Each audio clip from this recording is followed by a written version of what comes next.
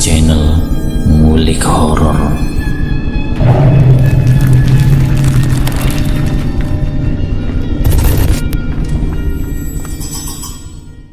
Assalamualaikum warahmatullahi wabarakatuh. Kembali lagi di channel Ngulik Horor. Channel ini menceritakan tentang kisah-kisah misteri. Kali ini saya akan membawakan kisah misteri yang ditulis oleh @bristory. Kalian juga dapat mengunjungi tweet beliau langsung ya. Nanti linknya saya akan sediakan di kolom deskripsinya. Oh ya, di dalam cerita ini nama dan tempat disamarkan semua ya, untuk menjaga privasi pihak yang terlibat di dalamnya. Yuk, daripada kita lama-lama, langsung saja kita simak ceritanya. Bismillahirrahmanirrahim. Kali ini saya akan membawakan kisah misteri yang berjudul Seonggok Kepala di Telaga Kecil Pedalaman Sumatera. Namaku adalah Rendri.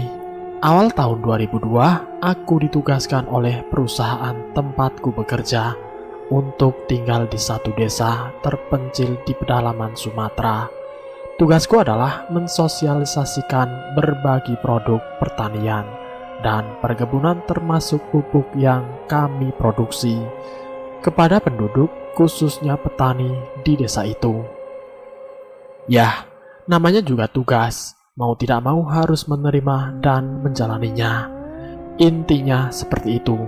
Tugasku mengajarkan petani dalam menggunakan produk perusahaan dari sejak awal tanam sampai akhirnya panen tiba. Awalnya aku yang masih lajang berpikir banyak positifnya dari tugas ini. Bisa tinggal di tempat yang sama sekali belum pernah aku kunjungi, menghirup segarnya udara daerah pedalaman, menikmati tenangnya kehidupan yang sangat bertolak belakang dengan yang aku jalani di Jakarta. Bisa menyepi sementara waktu, hidupku serasa tenang. Tapi pada prosesnya ternyata banyak kendala yang harus dihadapi dan lalui. Kendala yang terkait dengan pekerjaan maupun bukan, tapi tetap saja harus aku jalani semua. Desa tempatku bertugas ini letaknya dekat dengan perbatasan Lampung dan Sumatera Selatan. Masih masuk di wilayah Sumatera Selatan. Sangat terpencil, berjarak sekitar 1,5 jam dari kota terdekat. Itu pun bukan kota besar. Desa yang masih hanya bisa dijangkau dengan kendaraan roda 2 akan memerlukan perjuangan ekstra keras apabila memaksa menggunakan roda 4. Bisa tetapi susah. Dengan kendaraan seperti itu, jadinya aku harus mengarahkan fisik dan tenaga dari awal menginjaknya kaki di sini. Kemana-mana lebih banyak jalan kaki. Motor hanya digunakan kalau harus bepergian ke kota. Oh ya, di sini aku tinggal menumpang di rumah salah satu penduduk, Pak Haji Ramli namanya. Pak Haji Ramli merupakan salah satu pemuka desa, orang yang sangat dihormati. Beliau memiliki anak laki-laki yang bernama Iwan, pemuda berusia 23 tahun. Begitulah singkat ceritanya. Yang pasti di desa ini aku mendapat satu penggalan fase hidup yang belum pernah ku alami sebelumnya. Satu penggalan aneh yang mengoyak nalar. Fase seram di luar jangkauan logika. Telaga kecil di pedalaman Sumatera. Sudah lama mas, memang sudah dari zaman dulu. Desa ini terkenalnya begitu. Selain hasil tani dan kebun yang bagus, juga terkenal dengan keangkerannya, khususnya telaga yang di belakang itu. Itu kalimat yang meluncur tanpa beban dari mulut Iwan. Aku yang jadi lawan bicara agak aneh mendengarnya. Kok kalian seperti tidak kelihatan takut ya Wan? Apa mungkin karena sudah terbiasa? Tanyaku. Tidak juga mas, kami masih takut kok. Lebih memilih untuk menghindar kalau bertemu dengan yang begituan, jawab Iwan. Pada satu malam, aku dan Iwan duduk di beranda rumah seperti biasanya, berbincang ditemani kopi dan rokok. Aku yang pada saat itu baru 3 bulan tinggal, membuka percakapan dengan bertanya perihal omongan warga yang aku dengar tidak sengaja ketika sedang sosialisasi pupuk pada siang hari sebelumnya. Tadi Pak Ridwan bercerita, istrinya melihat sekelebat hantu perempuan terbang melayang di atas telaga ketika sedang lewat melintasi di pinggirnya. Kok seram ya? Telaga. Ya, ternyata di desa ini ada telaga. Telaga yang nantinya akan memberikan pengalaman seram. Tidak akan pernah aku lupakan.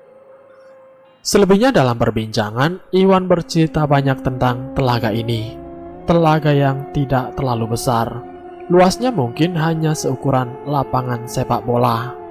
Aku tidak tahu sejarah dulunya bagaimana, tapi katanya telaga ini sudah ada sejak kakeknya Iwan masih kecil. Berarti sudah sangat lama. Letaknya agak di pinggiran desa. Tapi kalau hendak melakukan perjalanan keluar, entah ke desa lain atau kota, penduduk desa harus melewati telaga itu. Tetapi kalau hari sudah mulai gelap, tidak akan ada yang berani lewat jalan setapak di pinggirnya. Lebih memilih jalan agak memutar, walaupun lebih jauh jarak dan waktu tempuhnya. Tentu saja aku sudah beberapa kali melintas lewat telaga itu. Mengesampingkan cerita-cerita seram yang beredar, aku bisa bilang kalau telaga ini merupakan telaga yang indah. Walau tidak terlalu jernih, tapi airnya cukup bersih. Pinggir-pinggirannya dipenuhi tanaman menjalar dan rerumputan. Sisi lebih luarnya lagi ada banyak pepohonan yang berdiri rapat mengelilingi. Hal inilah yang membuat suasananya jadi teduh walaupun pada siang hari bolong. Di salah satu sudutnya ada deretan kayu yang menjorok ke tengah, seperti tempat untuk menyandarkan perahu, tapi tidak besar, kira-kira hanya 4 meter panjangnya.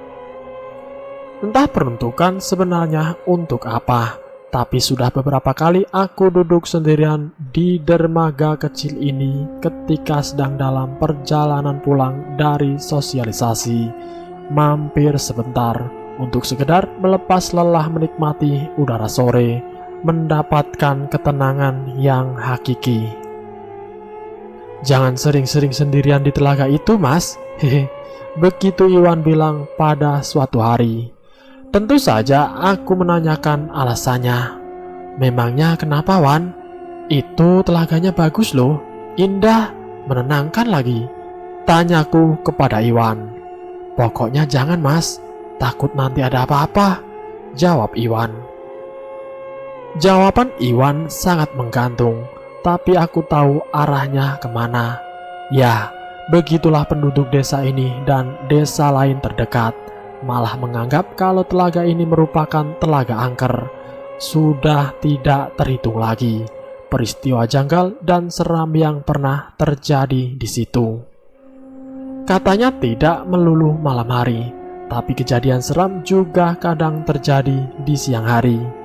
Aku tidak bisa menceritakan satu persatu cerita yang pernah aku dengar, tapi benang merahnya adalah telaga itu katanya benar-benar angker. Penampakannya antara lain hantu perempuan, anak-anak kecil yang berlarian di pinggirnya, dan lain sebagainya. Aku pada beberapa bulan awal memang menganggap semuanya masih biasa saja. Yang ada di kepalaku, desa ini merupakan desa pedalaman yang eksotis, indah termasuk telaganya. Sampai akhirnya secara perlahan aku mulai merasakan semuanya sendiri, dari yang hanya sedikit janggal sampai keseraman yang membuat nyaris pingsan. Berikut ini adalah salah satu kejadiannya.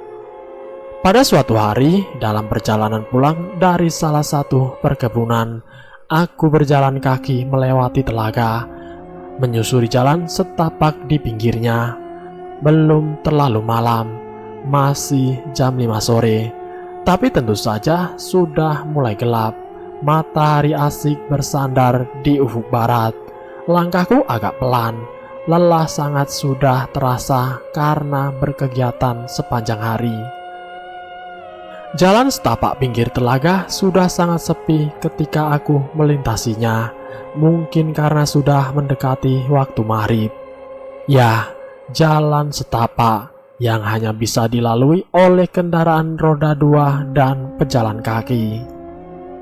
Benar-benar hanya aku sendirian yang sedang menyusurinya, seperti hari-hari sebelumnya. Telaga indah ini sungguh tenang. Nyaris tidak ada pergerakan di permukaannya, hanya sesekali terlihat gelombang kecil dihempas angin sepoi. Sambil menikmati pemandangan dan sepinya, aku terus berjalan, ingin cepat sampai rumah untuk beristirahat. Tapi ketika sedang larut menikmati semua, tiba-tiba sayup-sayup aku mendengar suara. "Rendri!" Ada yang memanggil namaku, suara perempuan. Tentu saja aku penasaran, kemudian menghentikan langkahku. Di hari yang mulai gelap, aku memperhatikan sekeliling. Pandangan menjelajah ke setiap sudut telaga, mencari tahu siapa gerangan yang tadi memanggilku. Tapi ternyata tidak ada siapa-siapa. Aku tidak melihat ada orang sama sekali, sepi dan kosong. Juga hanya terdengar suara bintang-bintang serangga hutan. Selebihnya tidak ada suara lagi. Karena tidak menemukan apa-apa, aku kembali melangkah meneruskan perjalananku. Tapi baru saja beberapa langkah, lagi-lagi suara itu muncul dari kejauhan. "Rendri!" Sekali lagi aku berhenti. Siapa sih manggil-manggil? Sungutku dalam hati. Di titik ini belum terlintas sedikit pun pikiran aneh. Yang aku tahu ada orang memanggil dari kejauhan. Itu saja. Karena penasaran, aku lalu berbelok melangkah mendekati telaga, menuju dermaga kayu kecil tempat biasa aku duduk sendirian. Singkatnya, hari sudah semakin gelap. Aku yang masih terkungkung penasaran lagi-lagi memperhatikan sekeliling. Kali ini sambil berdiri di ujung dermaga kayu. Karena dari tempat ini aku bisa melihat nyaris ke seluruh sudut telaga. Airnya sangat tenang, tidak ada pergerakan sama sekali. Suasananya terbunuh sepi. Dead silence. Cukup lama diam berdiri, sampai akhirnya aku melihat sesuatu. Ada pergerakan di tengah-tengah telaga.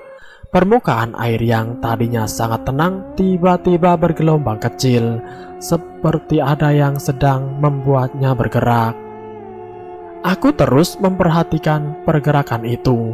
Semakin lama semakin jelas terlihat kalau pergerakan air itu bergerak maju, tidak diam di tempat, seperti ada benda di permukaan yang sedang berenang, bergerak mendekati ke tempatku sedang berdiri. Apa itu? Ikankah? Atau ular? Atau hewan lain?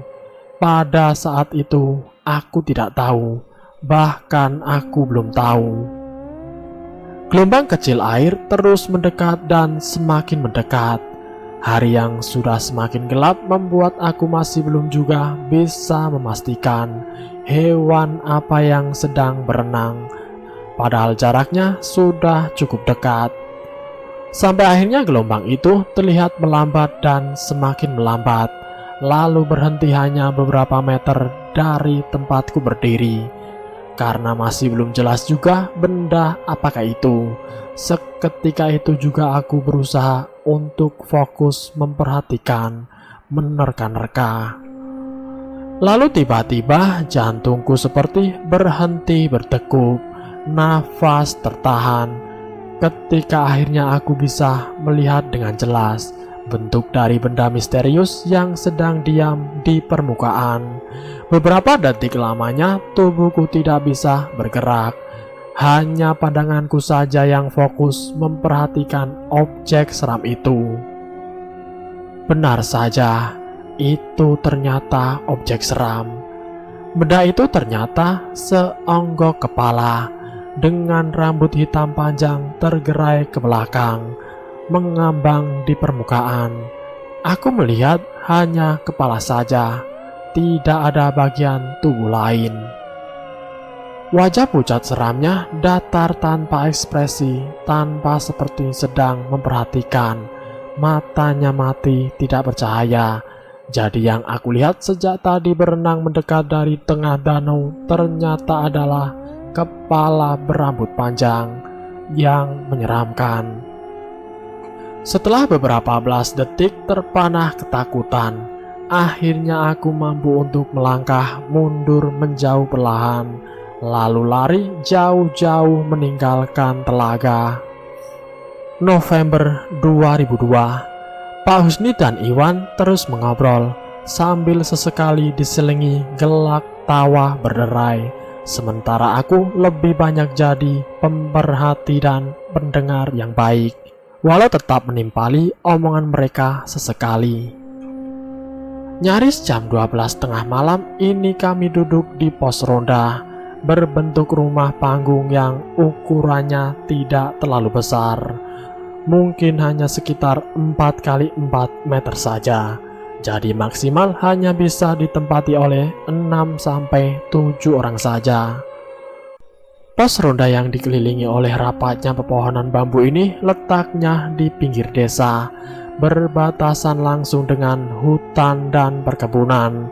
Lampu temblok berukuran besar jadi satu-satunya sumber penerangan. Tapi walaupun begitu, cahayanya masih mampu menerangi seisi pos dan sebagian kecil bagian luarnya. Malam ini tidak ada angin, udara tidak bergerak sama sekali, jadinya sangat sepi. Tidak ada suara dedaunan dan pohon yang bergerak bergoyang. Jadi bagaimana mas? Betah kan tinggal di kampung kami? Hehe. Pak Husni melontarkan pertanyaan. Betah pak, betah. Hehe. Jawabku pendek. Udah berapa lama ya di sini? 6 bulan, setahun. Ah, baru 7 bulan pak. Hehe. Saya suka suasananya, masih sangat asri. Beda sekali dengan di kota besar. Jawabku. Ya beginilah mas, desa terpencil, jauh dari mana-mana. Hehe. Iwan menambahkan. Aku hanya mengangguk-ngangguk sambil tersenyum setelahnya. Ya, ternyata tidak terasa aku sudah 7 bulan lebih tinggal di desa ini dari 1 tahun rencananya. Malam itu aku dan Iwan kebagian tugas untuk siskambling. Ini bukanlah siskambling pertamaku selama tinggal di desa ini. Sebelumnya sudah berkali-kali. Bedanya dengan berbagai alasan. Kali ini hanya aku, Iwan, dan Pak Husni saja yang bertugas. Biasanya ada 5-6 orang. Tapi tidak apa. Toh tugas siskambling di sini tergolong mudah.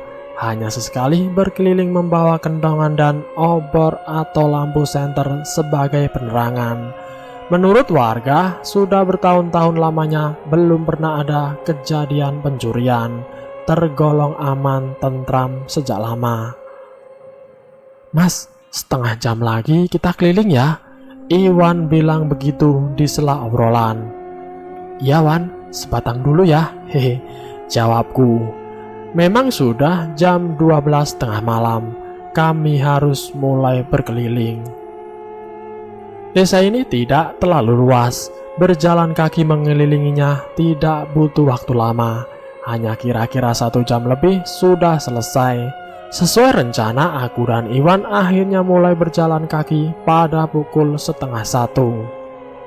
Berbekal lampu senter di tanganku dan obor dalam genggaman Iwan, kami memulai patroli berkeliling desa. Ada alasan kenapa obor minyak tanah masih digunakan sebagai penerangan oleh penduduk. Itu karena minyak tanah jauh lebih murah dan lebih mudah didapat daripada batu baterai untuk lampu senter.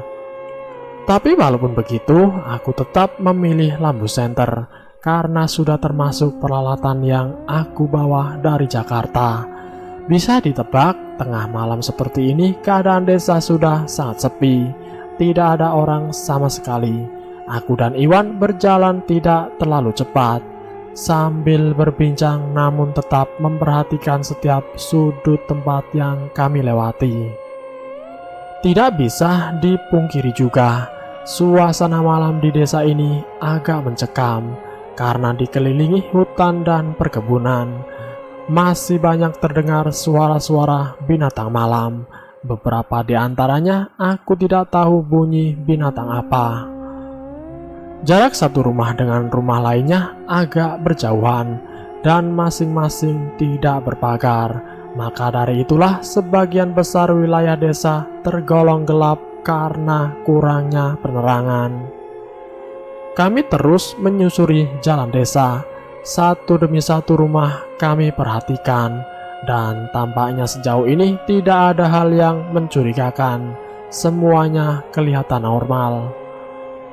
Mas, maaf nih, kok tiba-tiba aku sakit perut ya? Kita pulang dulu yuk, sebentar. Tiba-tiba Iwan bilang seperti itu, setelah kami baru hampir setengah jalan.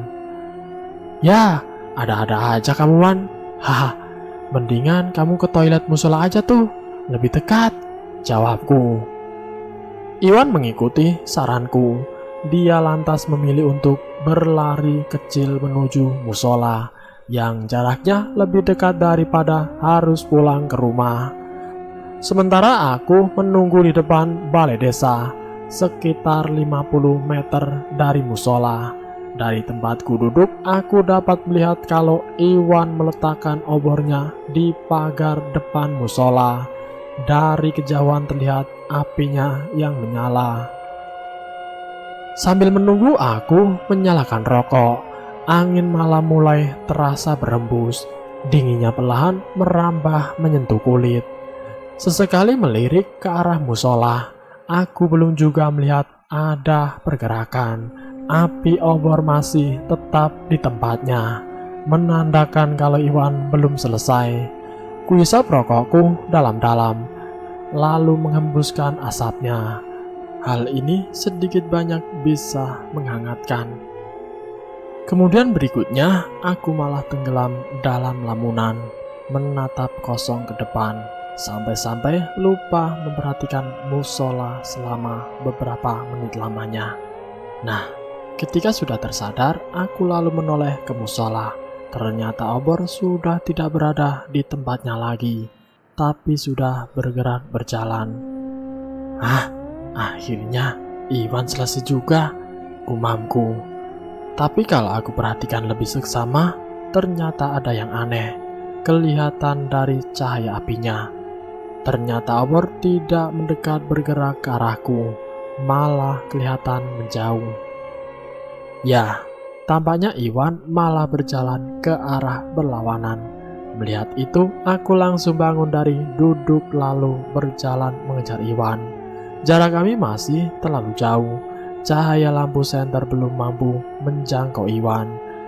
Aku hanya bisa melihat cahaya api kecil obor dari kejauhan, dan aku mengikutinya. Yang agak sedikit aneh, Iwan berjalan cukup cepat. Jadi aku harus berjalan cepat juga untuk mengimbanginya. Aku tidak berani memanggilnya, khawatir nanti suara keras teriakanku akan membangunkan warga.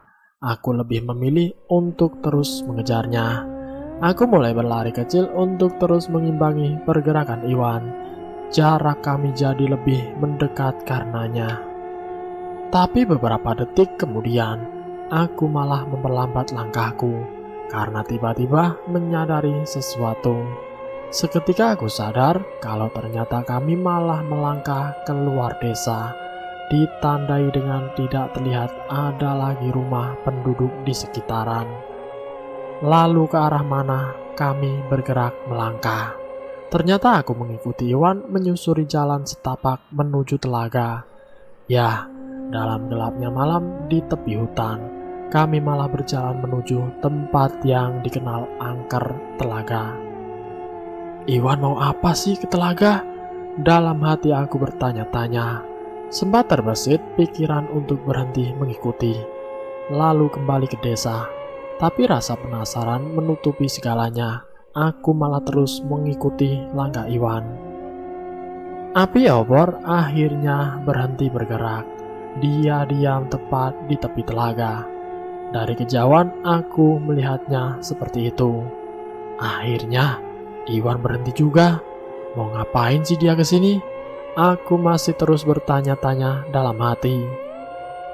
Melihat itu aku terus melangkah semakin mendekat lagi. Semakin lama cahaya api obor semakin terang terlihat karena jarak yang semakin dekat.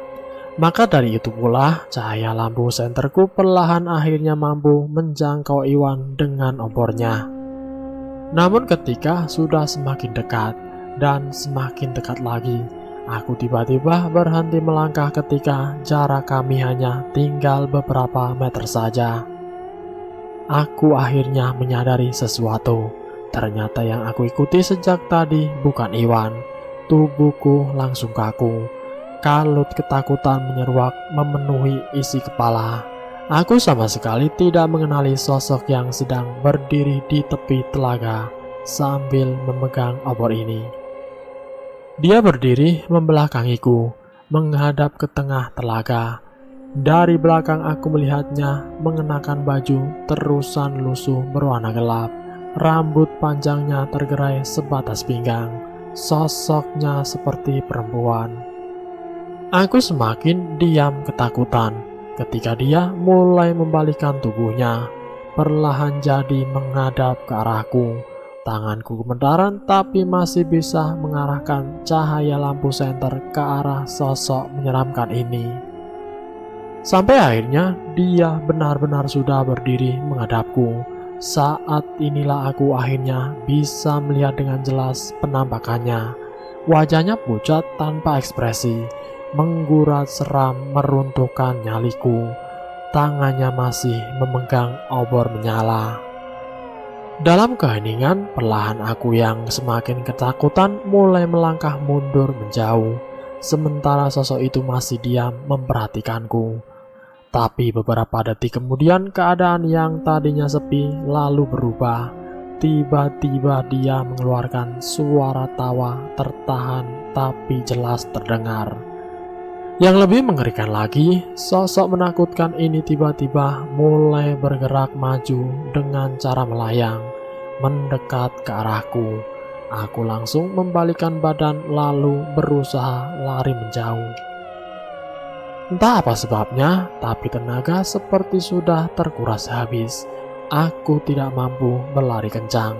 Sampai menoleh ke belakang, ternyata sosok ini masih terus bergerak mengikuti. Dengan terus bergerak melayang. Sungguh sangat mengerikan. Lemas lelah tenagaku terkuras. Keringat bercucuran tidak mampu lagi untuk bergerak apalagi berlari. Kemudian tubuhku roboh terjatuh di atas jalan setapak tepian danau. Aku sempat membalikkan tubuh. Kemudian aku bisa melihat kalau sosok menyeramkan itu masih terus melayang mendekat dan terus mendekat. Sambil mengeluarkan suara tawa tertahan. Dengan tangan masih memegang obor menyala. Menyeramkan sekali. Tidak tahan, tubuhku lemas ketakutan. Setelah itu, aku tidak ingat apa-apa lagi. Kemudian selanjutnya, tiba-tiba aku tersadar sudah berada di balai desa. Di sekelilingku ada Pak Haji Ramli, Pak Husni, Iwan, dan beberapa warga lainnya. Alhamdulillah sudah sadar, begitu Pak Haji bilang. Kemudian aku diberi segelas air. Jadi menurut cerita Iwan, ketika selesai dari toilet musola, dia tidak melihat keberadaanku. Aku menghilang. Lalu dia kembali ke pos ronda untuk mencari. Tetapi ternyata di pos ronda juga aku tidak ada. Setelahnya dia dan Pak Husni mencari aku ke rumahnya. Sama juga aku tidak ditemukan. Akhirnya bersama Pak Haji dan beberapa warga lainnya, mereka melakukan pencarian ke seluruh penjuru desa. Sampai akhirnya sekitar jam 3 subuh aku ditemukan. terbaring tidak sadarkan diri di tepi telaga. Dan selesai. Itulah kisah misteri yang berjudul Seonggok Kepala di Telaga Kecil Pedalaman Sumatera. Semoga kisah kali ini bisa menjadi pengalaman buat kita semua. Dimanapun kita berada, kita tetap berhati-hati. Terima kasih sudah mampir di channel kami. Jika kalian tertarik dengan video kami, silahkan tekan tombol like, share, dan komen. Tekan subscribe untuk mengikuti video kami selanjutnya. Wassalamualaikum warahmatullahi wabarakatuh.